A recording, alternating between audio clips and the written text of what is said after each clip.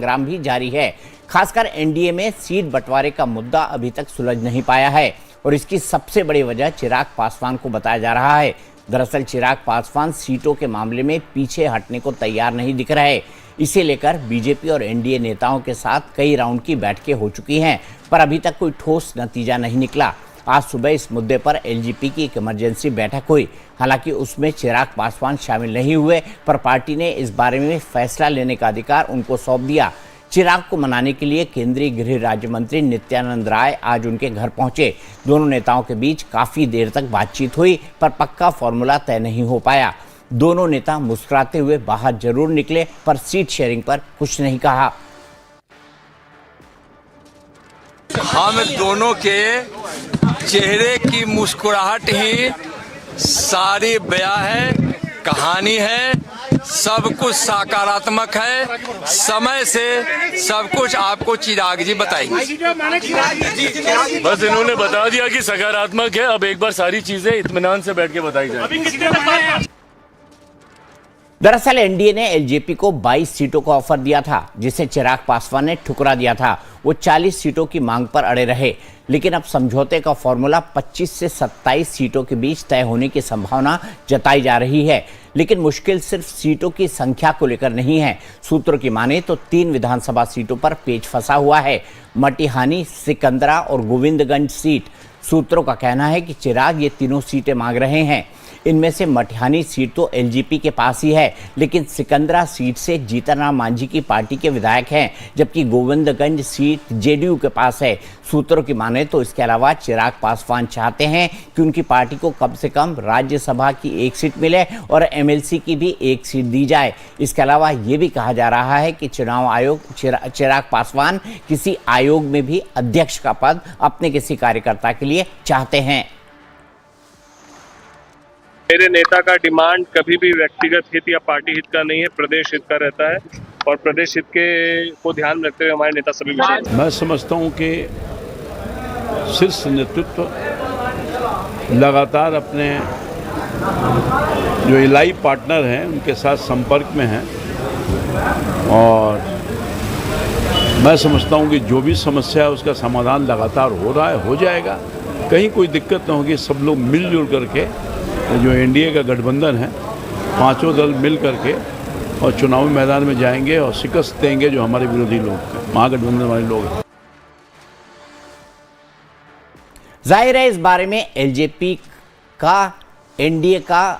और एनडीए का नेता कोई भी खुलकर कुछ नहीं कह रहा, लेकिन विरोधियों को चुटकी लेने का मौका मिल गया है। सीट शेयरिंग पर महागठबंधन की तरफ से अभी तक फाइनल ऐलान नहीं हुआ है, पर एनडीए में मचे खींचतान पर कांग्रेस के नेता मुखर हैं। Like Manji ji is angry, Chirag ji is silent, and how can you say that everything is well?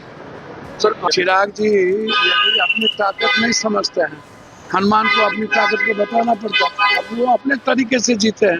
Ramvilas ji की तो बात है नहीं। तो इसी पर आगे चर्चा करेंगे धीरज पांडे, बीजेपी के प्रवक्ता, और सारिका पासवान जो कि आरजेडी की प्रवक्ता हैं। सबसे पहले धीरज भाई आप बताइए क्या हो रहा है? चिराग ने तो आपको नाको चने चबवा दी, अगर ये कहूं तो गलत नहीं है। नहीं, ऐसा कुछ नहीं है। एनडीए 5 पांडव हैं, 5 दल जो इसके हैं वो 5 पांडव की तरह हैं, जो बहुत ही मजबूत है। इस हाथ की 5 उंगलियां हैं और इतनी मजबूत मुट्ठी है कि विपक्ष परेशान है कि इस मुट्ठी को हम कैसे खोलें। कहीं से खोल नहीं पा रहा, कहीं से तोड़ नहीं पा रहा, तो वो नित नए तरीके से इधर के उधर की बातें। अरे धीरज पांडे जी, मैं कह रहा हूं अभी तो चिराग पासवान जी के दिल का दरवाजा खोलिए आप।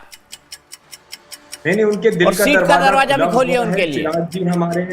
चिराग जी हमारे बिहार के बहुत ही सम्मानित, बहुत ही यशस्वी युवा नेता हैं। उनके ऊपर युवाओं का बड़ा भरोसा है। युवा उनको अपने एक आइडियल, एक आदर्श के रूप में भी लेते हैं। और चिराग जी देखिए, जब भी चुनाव आता है, चुनाव के पहले ये सब होता है, ये सभी दलों में होता है, ये सिर्फ हमारी बातें नहीं, ये सब जगह यही बातें हैं। लेकिन चिराग जी जो है हमारे बिहार के बहुत ही अच्छे यूथ आइडल हैं। सच मायने में अगर कहें तो कि यूथ का जो रिप्रेजेंटेशन है, a youth with the dignity, जो जाति पाति धर्म से ऊपर होकर बातें करता है, जो हमेशा डेवलपमेंट और बिहार फर्स्ट, बिहारी फर्स्ट की बात करता है। तो वैसे वो अपनी बातें कह रहे हैं, वो एक संगठन में है, संगठन धर्म के साथ चल रहे हैं, संगठन में अपनी बातें कहने का सबको अधिकार है। जब आप एक गठबंधन में होते हैं तो आप अपनी बात कहने के लिए आजाद होते हैं। वो अपनी बात कह रहे हैं, हम उनकी बात सुन रहे हैं, और सभी दलों के जो ठीक है धीरज पांडे अध्यक्ष जी, हैं। अब सारिका जी से पूछ लेता हूं। सारिका जी, आपके यहाँ भी सीट नहीं बटी, पर आप इनके मजे ले रही हैं, क्यों?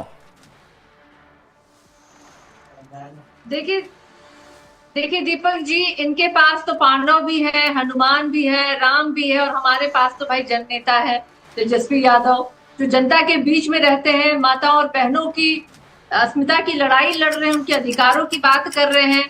अभी ये कह रहे थे कि इसके पहले जब स्लॉट में थे तो इन्होंने कहा था कि कहाँ से लाएंगे पैसे, क्या करेंगे, ना जाने का आंकड़े ये दे रहे थे। तो देखिए, हमने तो करके दिखाया है पहले भी, और हमारे यहाँ देखिए गठबंधन में सब कुछ ठीक है। अब एनडीए वाले बताए कि 105 पे कौन लड़ेगा, 100 पे कौन लड़ेगा, उसके बाद सीटें कितनी बचती हैं, उसके बाद क्या होगा। देखिए अभी कल परसों तक में चिराग जी शायद, जैसा उन्होंने पहले कहा था कि 243 पे लड़ेंगे, हो सकता है कि पिछले विधानसभा में जैसे उन्होंने चुनाव लड़ा था इंडिपेंडेंटली, हो सकता है कि वो फिर से वही काम करे, क्योंकि भाजपा जो है जदयू को समाप्त कर देना चाहती है। भाजपा का बिहार में कोई जनाधार नहीं है, लेकिन जदयू के जनाधार के बल पे उन्होंने जदयू को तीसरे नंबर की पार्टी बना के छोड़ दिया। और अब इस 2025 में तो मुझे लगता है कि जदयू एक विलुप्त पार्टी के रूप में जानी जाएगी, कहीं दिखाई भी नहीं देगी। लेकिन भाजपा जान रही बहुत अच्छे से कि चिराग जी को कैसे, कब और कहां इस्तेमाल करना।